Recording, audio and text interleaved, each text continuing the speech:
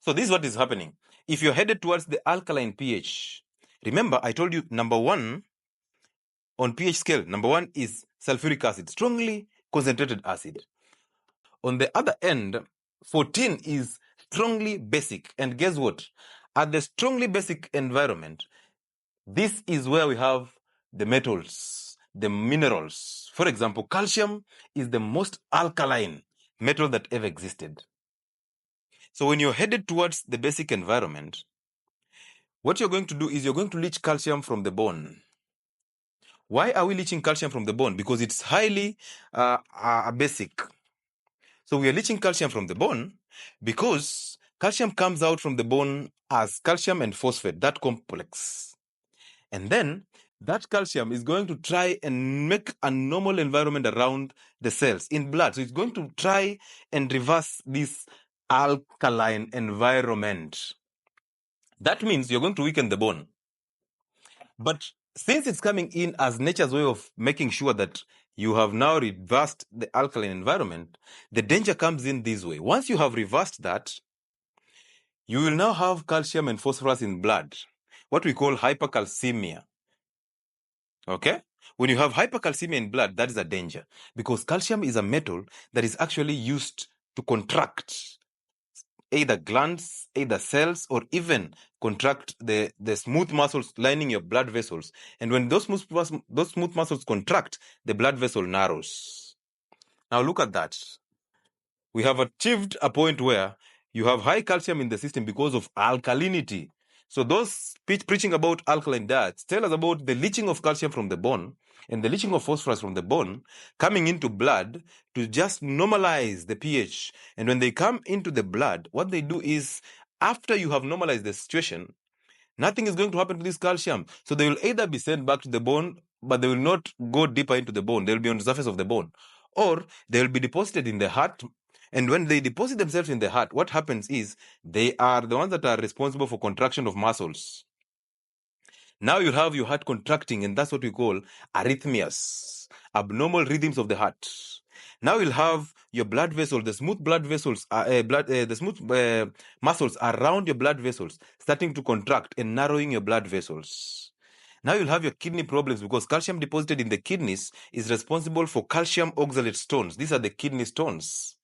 Nobody is talking about that. Everybody is talking about you eating spinach and spinach causing you the kidney stones.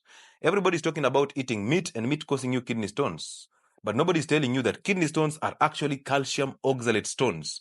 Where are we getting the calcium? The alkaline environment that we create in blood that causes calcium to come from the bone into the blood to just normalize the homeostasis, maintain the normal functioning or the normal environment around cells. That is blood or the fluids.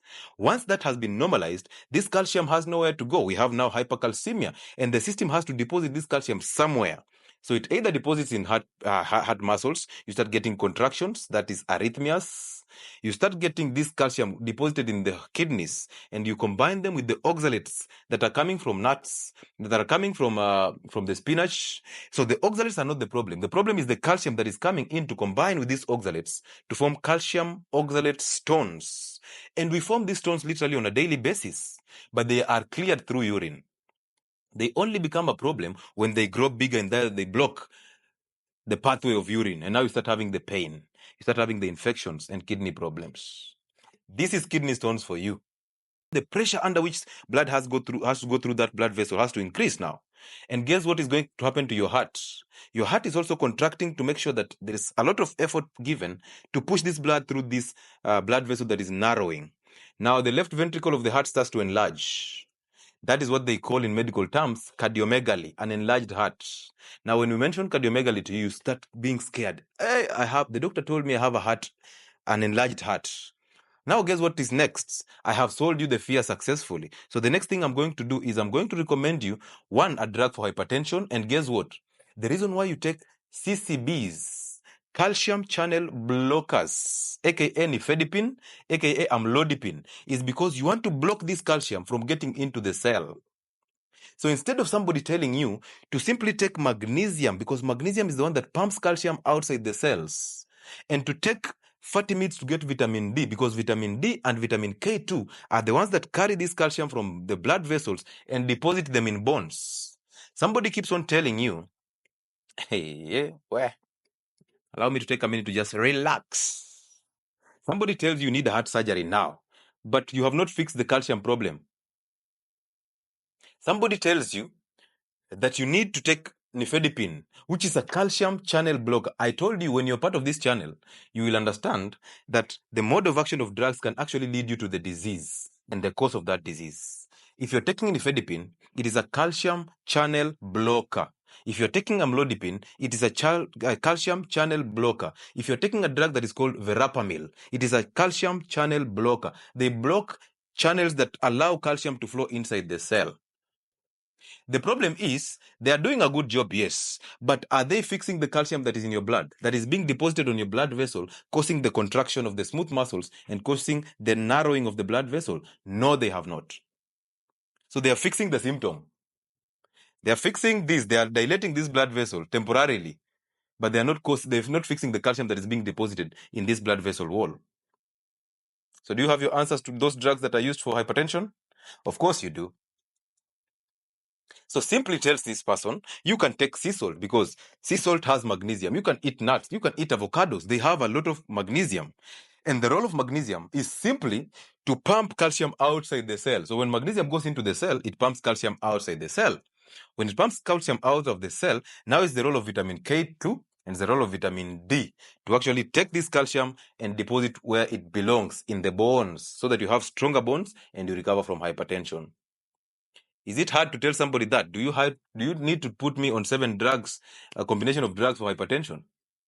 Do you really need to tell me that I need a surgery for heart disease when the heart is just trying to adapt? You know very well, when you go to the gym and lift the bicep, you start growing a bigger bicep. Why? Because it's adapting to the force that you're giving it, so that next time it actually does help you in lifting even heavier weights. That's the concept of muscle growth. But you see, this calcium is coming from somewhere. It's coming from you trying to make the system alkaline.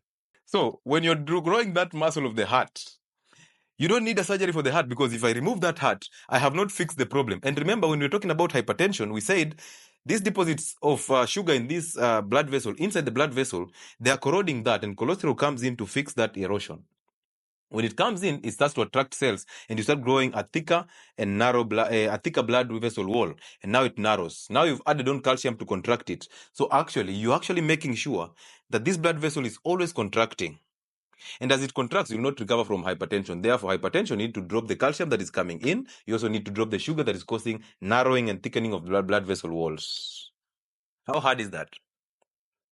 Hello? How hard is that? Do I need a heart surgery if I've not fixed what caused that heart to start straining? Because the heart was straining and the left ventricle started to grow bigger because it's adapting to the force that it has to pump into the blood vessel. If I go ahead and remove this heart and give you even a new heart, the only problem will be that heart will experience the same conditions. And that's possibly the reason why most of those people who have taken a heart surgery, that risk, they still end up dying after 2 years of the surgery. Now we understand it better.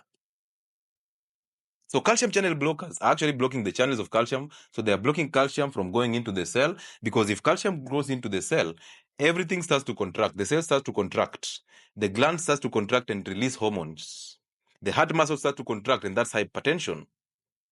Or arrhythmias again. Smooth muscles that line your blood vessels start to contract and your blood vessel narrows. And that's how you start getting all these issues. So diets are very important. So therefore, alkalizing the system can actually land you in more trouble.